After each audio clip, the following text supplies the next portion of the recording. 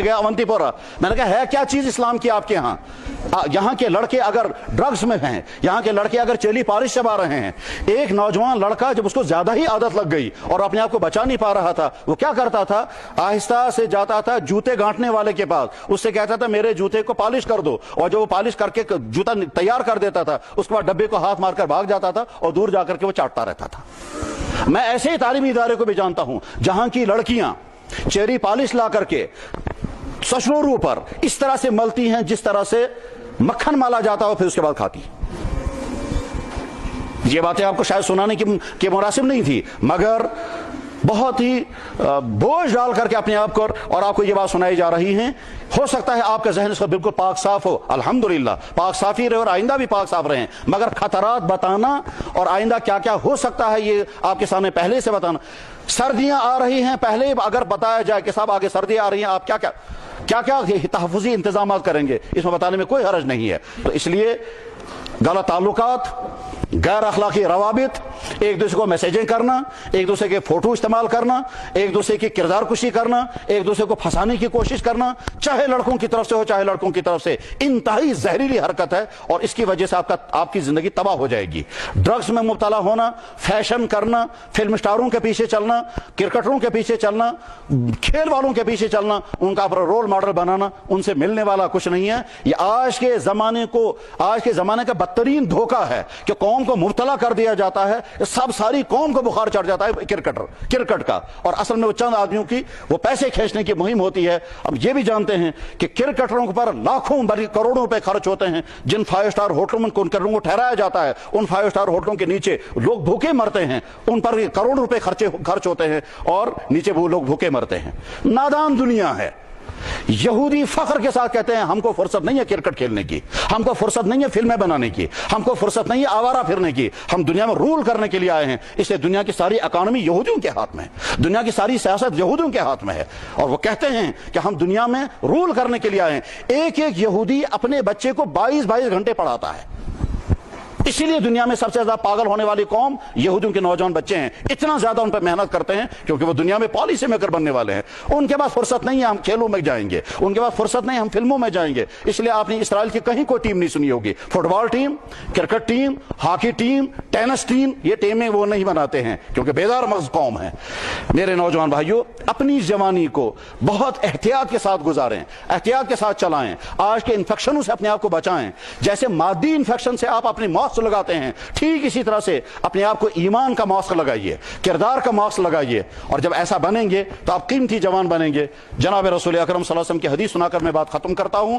हमारे नबी मोहम्मद रसूलुल्लाह सल्लल्लाहु अलैहि अल्लाह अकबर। बल्कि बीच में मुझे एक बात और याद आई, इस वक्त के तालीमी निजाम का एक बड़ा खतरनाक जहर यह भी है कि इंसान का जहन नबी और अल्लाह की जात से हट जाता है, शुकूक पैदा हो जाते हैं। कल रात मुझे नौजवान लड़के ने सवाल पूछा, क्या लगा साहब सुनिए, खुदा ने ये कायनात बनाई है, कुरान और हदीस के अलावा कोई और वजह बताइए। तो मैंने कहा कुरान और हदीस के अलावा और कौन सी वजह हम बता सकते हैं खुदा ने ये कायनात क्यों बनाई? क्या लगा इंसान को कहा जाता है उसने इबादत के लिए बनाया। नहीं नहीं, इबादत के लिए नहीं, इंसान आजाद पैदा हुआ है, हम जो चाहें सो कर सकते हैं। ये पाबंदियां हम क्यों लाई की गई? ये है निजाम तालीम के असरात। आज के निजाम तालीम में हो सकता है ऐसा जहन तैयार हो जाए, चुनांचे होता भी है कि एक आदमी फख्र के साथ, एक आदमी बड़ी जुर्रत के साथ कहता है 1500 साल पुरानी तहजीब हम पर क्यों मुसल्लत की जा रही है। एक आदमी बड़े धड़ल्ले के साथ कहता है कि साहब 1500 साल पहले बैकवर्ड दुनिया का एक इंसान था, उसकी तहजीब कहा जाता है ये नबवी तहजीब है, हम उसको नबी मानने के लिए तैयार नहीं है। ये आज के तालीमी इदारों से निकलने वाली नस्ल का हाल है।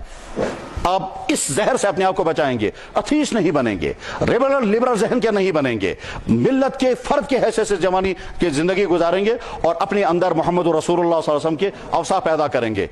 आखिरी बात मैं हदीस सुनाने से पहले अर्ज करना चाहूंगा, एक टॉपिक आप अपने लिए मुंतखब कर लें, और वो क्या, हजारों वो हदीसें जो अल्लाह के नबी ने बयान फरमाई और आज की साइंस वही कहती है जो हुजूर ने बयान फरमाई थी। इस टॉपिक को आप लेकर के अपनी एक नोटबुक बनाएं और देखें हमारे नबी ने यह बात 1400 साल पहले कही है, आज की साइंस वही कह रही है। उस वक्त उन्होंने किसी मेडिकल कॉलेज में उन्होंने नहीं पढ़ा था, लेकिन मेडिकल से रिलेटेड कोई बात उन्होंने कही है, आज वो साबित हो रही है। यूरोप के बहुत सारे बच्चा अस्पतालों में आजकल کھان کے ٹھیلے لٹکائے رکھتے ہیں.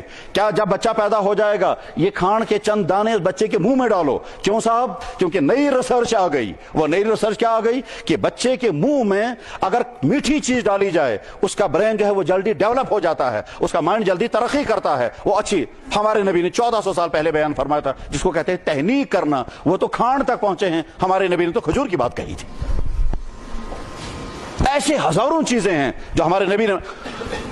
پچھلے 200 سال سے ڈارون کی تھیوری پڑھائی جاتی رہی. کیا صاحب ڈارون کیا؟ ڈارون یہ کہتا ہے انسان پہلے بندر تھا. یہ کب بندر تھا آج تک ثابت نہیں ہو سکا. یہ 1 لاکھ سال پہلے, 1 کروڑ سال پہلے, 5 کروڑ سال پہلے بندر تھا. اگر یہ 5 کروڑ سال یا 1 لاکھ سال پہلے, تو آپ کے پاس سورس کیا ہے وہ بات جاننے کا کہ یہ انسان پہلے بندر تھا؟ آج تک اس کا ثبوت نہیں. ساری تھیوری فراڈ تھیوری تھی لیکن ساری دنیا کو پڑھائی گئی. کیوں؟ اصل میں اس لیے کیونکہ الہاد دنیا میں لانا تھا. اب آج کروموزوم کی تھیوری نے ڈارون کی تھیوری کو اڑا دیا. اب کروموزوم کی تھیوری کے بعد ڈارون کی تھیوری چلنے والی نہیں ہے. آج جو سیدھے کہتے ہیں صاحب کروموزوم مرد کے سیمن میں اور عورت کے ایگ میں کروموزوم کا سسٹم دیکھ کر کے پھر بتایا گیا کہ مرد کے ہاں وائی اور ایکس اور عورت کے ہاں ڈبل ایکس, اور یہ دونوں جب آپس میں مل جاتے ہیں یا لڑکا بنے گا یا لڑکی بنے گی, وہاں کہیں نہ بندر ہے اور نہ بندر کے علاوہ کچھ اور ہے.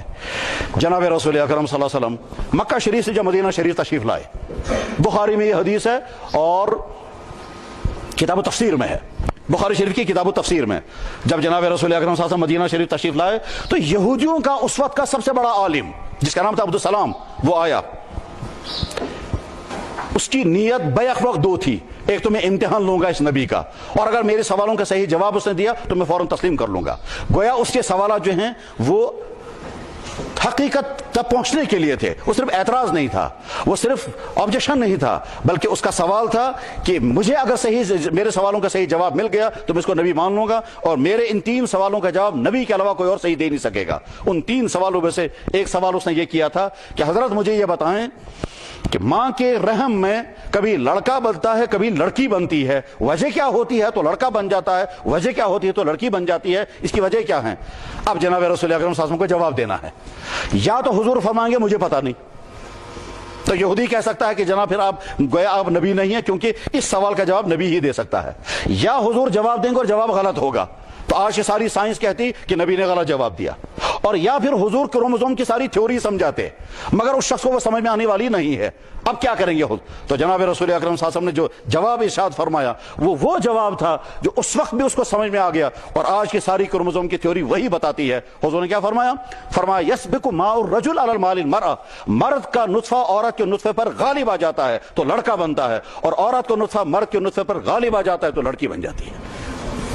سبحان اللہ, سلام و محمد رسول اللہ کی ذات ہے. تو آپ یہ ٹاپک لیں کہ ہمارے نبی نے کس چیز کے بارے میں کیا کہا اور آج کی سائنس کیا کہتی ہے.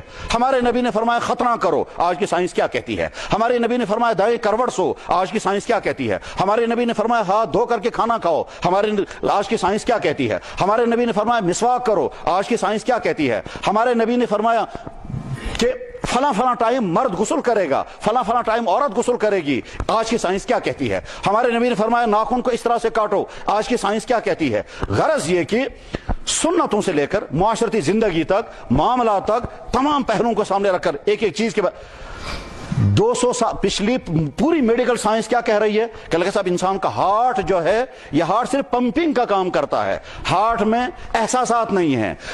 ایکسپٹ کرنا, ریجیکٹ کرنا, اخلاقی حص, اس کا تعلق دل کے ساتھ نہیں, اس کا تعلق دماغ کے ساتھ ہے.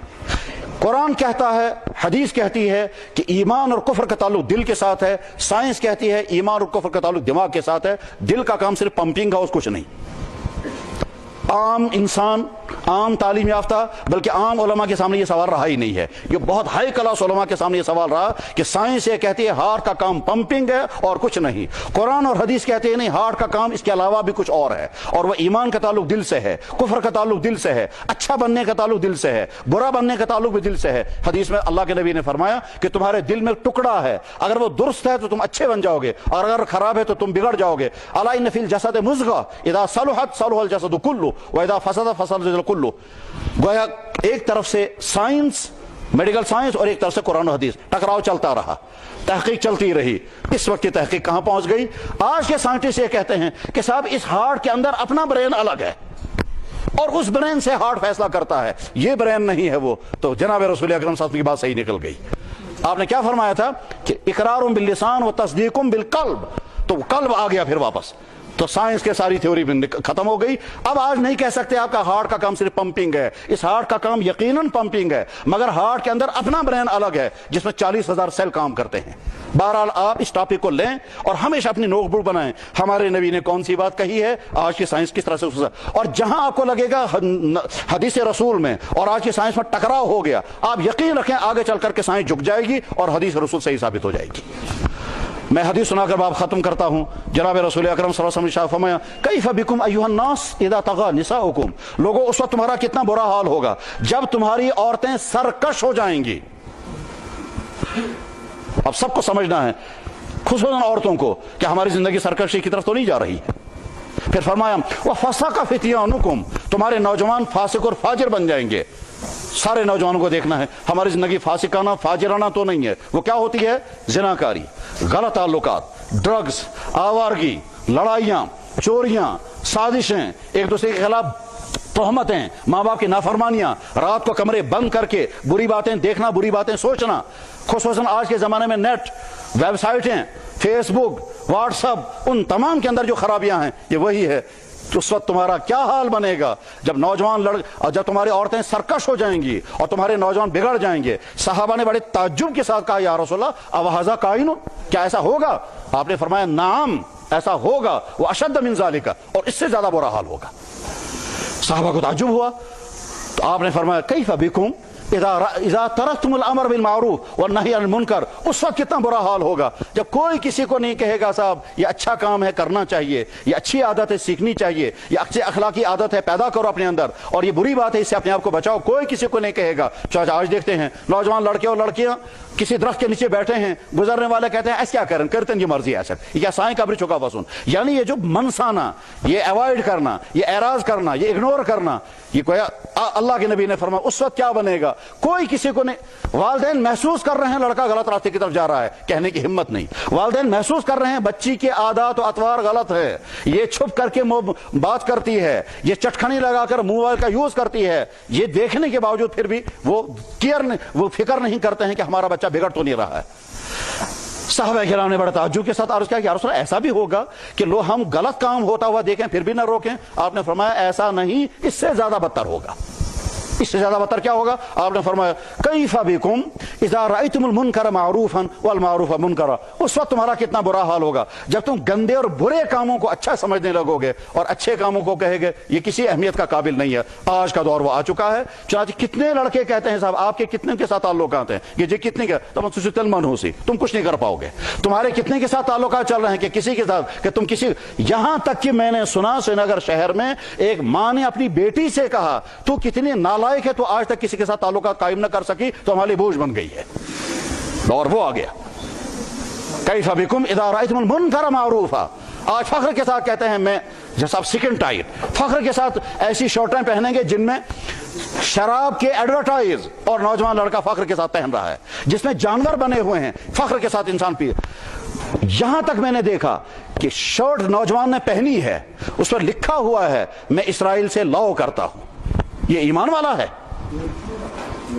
वो कहता है मैं लॉ करता हूं जूस से, मैं जो कहता हूं ज्यू से। ये मुसलमान शर्ट पहने हुए है, उसे पता ही नहीं मैं क्या लटका रहा हूं और किस चीज का मैं ऐलान कर रहा हूं। तो इसलिए इस हदीस के मुताबिक अपनी जवानी की पूरी हिफाजत करें, आपका मुस्तकबिल कामयाब हो जाएगा, आप अपने असातिज़ा के लिए बेहतरीन सरमाया बनेंगे। इनमें कुछ तल्ख बातें आई होंगी। मैं इकबाल का शेर अर्ज करना चाहूँगा। इकबाल का शेर एक और मुझे याद आ गया। इकबाल ने एक मरतबा, इकबाल अजीम शान शख्सियत है, क्या क्या अल्लाह ताला शान उसके जहन में उडाला था। क्या कहा? तेरी दुआ है कि तेरी आरज़ू हो पूरी। क्या आरज़ू है तुम्हारी? ख्वाब है मैं ऊंचा अफसर बनूंगा, ख्वाब हैं मैं ऊंचा डॉक्टर बनूंगा, ख्वाब हैं मुझे फलां के साथ रिश्ता होना चाहिए, ख्वाब हैं मुझे गाड़ियां होनी चाहिए।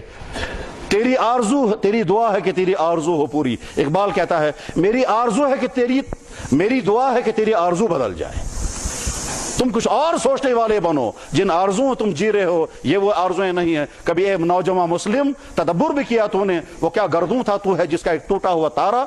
और इकबाल ने क्या कहा था, ये कहा था, खराब कर गई शाहीन को सोहबत जाग, यानी तुम शाहीन थे, तुम कौवों की सोहबत में आकर के कौवे बन गए। तुम्हारा काम आवारगी नहीं, तुम्हारा काम फैशन परस्ती नहीं, तुम्हारा काम लड़कों का पीछा करना नहीं, तुम्हारा काम ड्रग्स में अपनी जवानी तबाह करना नहीं। तुम्हारी उड़ान तो बहुत ऊंची होनी चाहिए थी। काबी रूह बेदार होती है जब जवानों में नजर आती है उनको अपनी मंजिल आसमानों में। मेरे भाई, अगर कोई तल्ख बात सामने आई हो और आपका दिल दुखा हो तो मैं इकबाल ही की जुबान में अर्ज करूंगा, चमन में तल्ख नवाई मेरी गवारा कर, कि कभी जहर भी करता है कारे तिरयाग। शुक्रिया व आखिर दावाना अल्हम्दुलिल्लाह।